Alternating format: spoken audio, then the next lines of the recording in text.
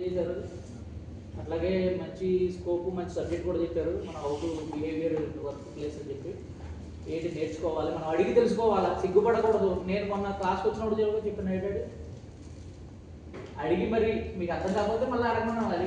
అలా అడిగి తెలుసుకున్నారు. అదే అడిగి తెలుసుకోవాలి. అడిగి తెలుసుకోవాలనేది ఫస్ట్ ట్యూటర్ ఉండాలి. మీరు అడిగి తెలుసుకోండి అని, మీరు సిగ్గుపడద్దని నేను చెప్పినప్పుడే అతను పదే అడిగాడు, పదే చెప్పాను.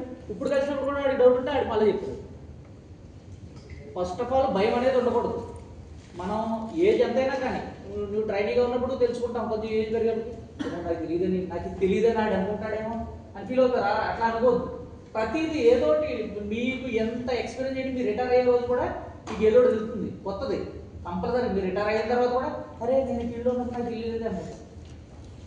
అట్లా ఆయన సార్ చెప్పినట్టు అది మంచి కాన్సెప్ట్. Thank you sir.